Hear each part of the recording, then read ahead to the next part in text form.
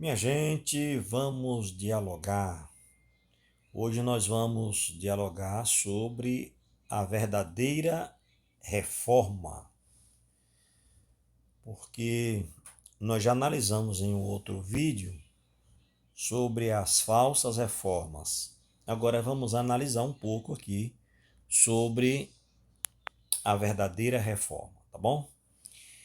Bem, no livro Testemunho para Ministros, a página 515, tem um texto interessante, diz assim: Fiquei profundamente impressionada pelas cenas que recentemente passaram diante de mim à noite. Parecia existir um grande movimento, um trabalho de reavivamento em ação em vários lugares.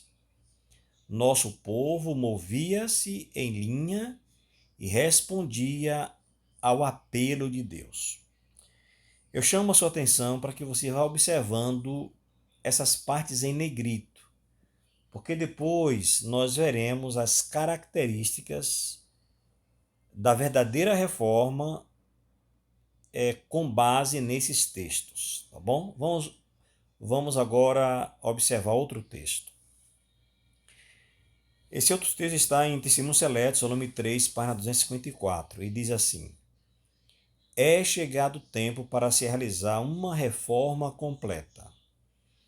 Quando essa reforma começar, interessante, né? Quando ela começar, o espírito de oração atuará em cada crente e banirá da igreja o espírito de discórdia e luta.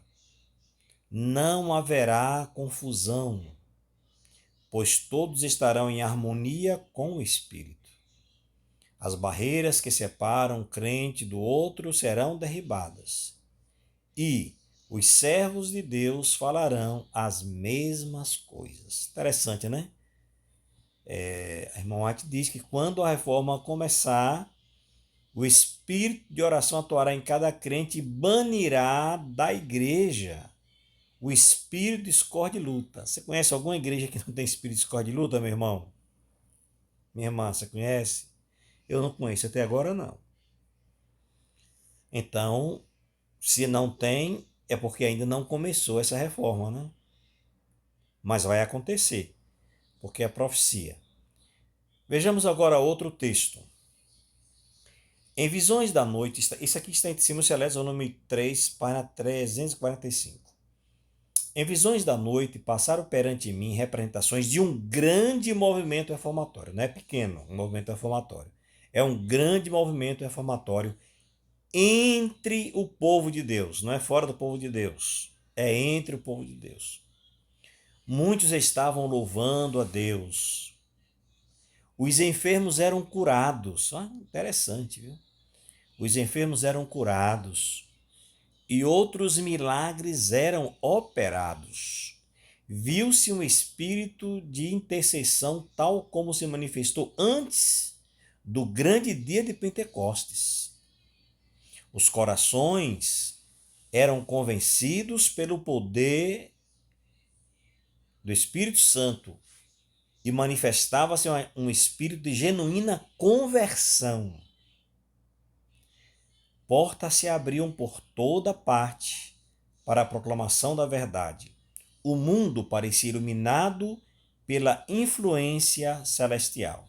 Então, como eu falei, vai observando esses pontos em negritos. Agora vamos ver algo interessante aqui, as características da verdadeira reforma conforme os textos que nós lemos.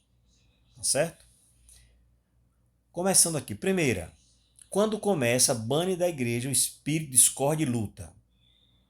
Então não tem mais confusão, não tem mais briga, como teve na reforma lá, na Sociedade Missionária Internacional, Kozel brigando com Nicolice, foi uma confusão lá na Holanda em 1951. Então, quando a verdadeira reforma começa, bane da igreja esse espírito de discórdia e luta.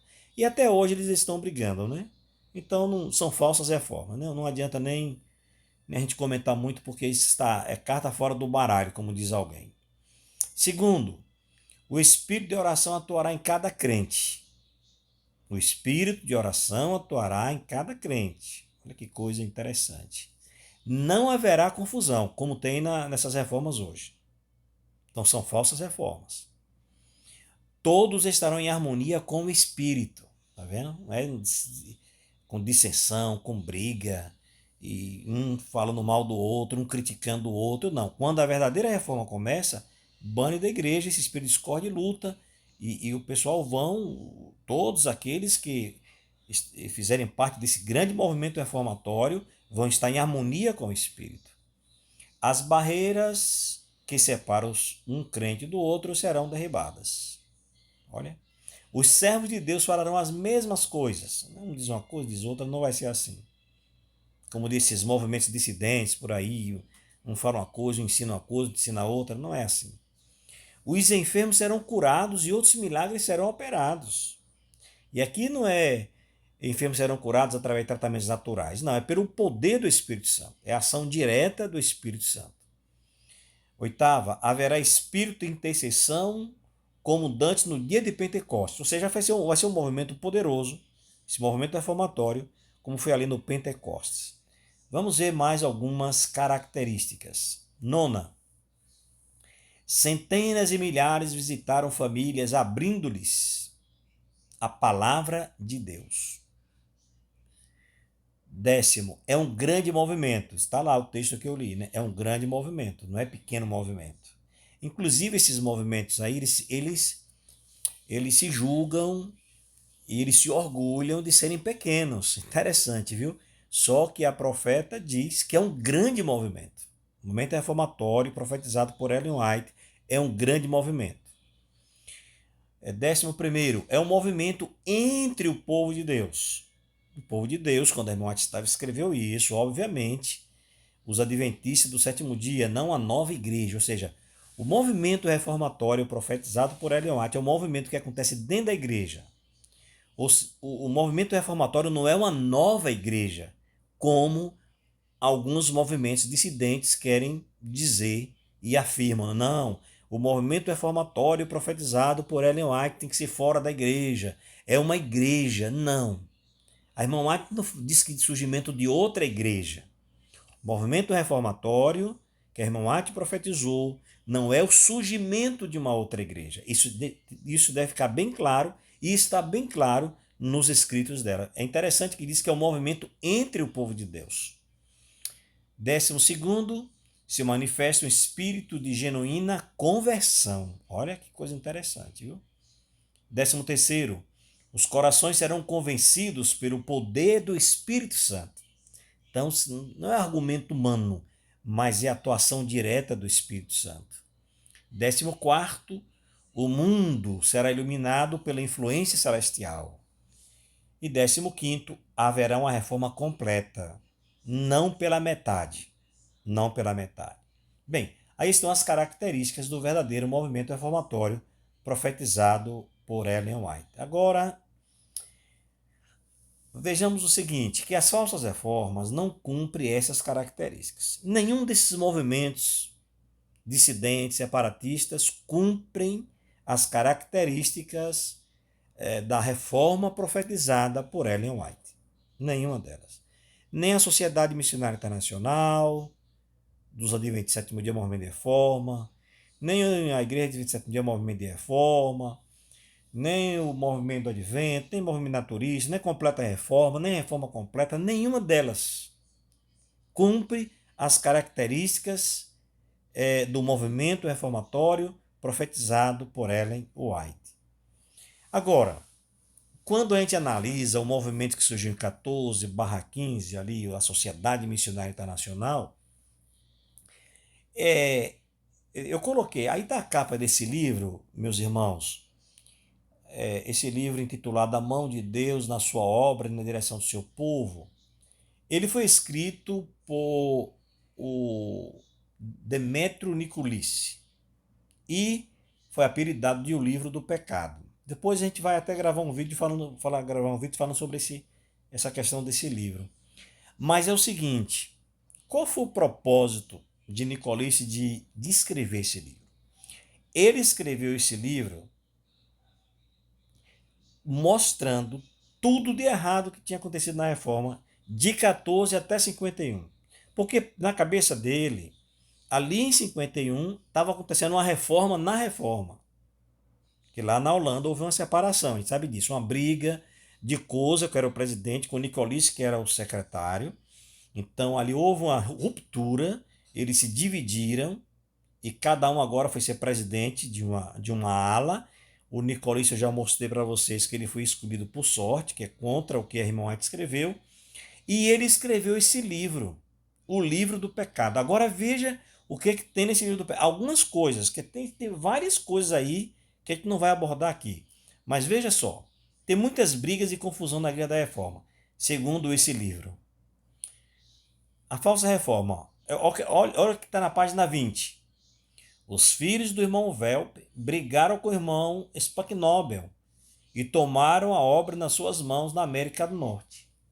Isso é verdadeira reforma? Brigando quando a irmã diz que bane o espírito de discórdia e luta? Agora na página 21. O irmão Mas é um dos mais perigosos ladrões que já tivemos entre nós. Olha, está nesse livro. E esse irmão Mas era um líder mundial do movimento. E na página 21 diz que ele era um dos mais perigosos ladrões que já, dizendo lá no livro, tivemos entre nós. Quer dizer, então eles falam das brigas, das confusões deles lá. Agora, tem essa última parte aí, Nicolice Bode Emissário, Pior dos Rebeldes, que Lavric escreveu, não está nesse livro. Foi uma carta que Lavric, deixa eu explicar mais uma vez para vocês. Na divisão lá em 51, quando houve a ruptura na Igreja da Reforma, que se dividiu ao meio ali, e saíram 11 delegados liderados por Nicolice e André Lavric, esse que aparece na foto, e ficou Kozel e mais 13 lá, então foram 14 que ficaram e 11 que saíram. Depois, o Nicolice foi escolhido por sorte, que é contra o que a irmã escreveu, e Lavric ficou sendo vice-presidente. Interessante. Depois, esse Lavric briga com Nicolice. Olha que coisa. E escreve uma carta. Aqui está a cópia da carta. Olha o que diz aqui nessa carta. Uma parte aqui. Prezado irmão Cânio. Ele escreve para Cânio. Saúde e paz do Senhor lhe desejo, conforme Romanos 8, 35 e 39. Essa semana lhe escrevi e creio que esteja nas suas mãos a minha última carta. Para então chamar Nicolice de responder ao que eles querem. E nós o permitiremos. Agora, olha o que ele vai dizer de Nicolice. Pois ele, o velho, revelou que, contudo, sem escrúpulo e sem vergonha e sem alguma consideração, é rebelde e aberto contra a Conferência Geral e tenta fazer outro movimento. Veja que em 51 ele já liderou o movimento, agora está querendo fazer outro movimento. E aí Lavric briga com ele, chama ele de rebelde aberto. Rebelde aberto. Diz sem escrúpulo e sem vergonha. E continua, Nicolice, porém, deve ser fora de ajuste. Ele é o bode emissário. Irmão, isso aqui é muito forte. Muito forte. Para um que era vice-presidente, outro era presidente. E agora está falando uma coisa, escreveu um negócio desse.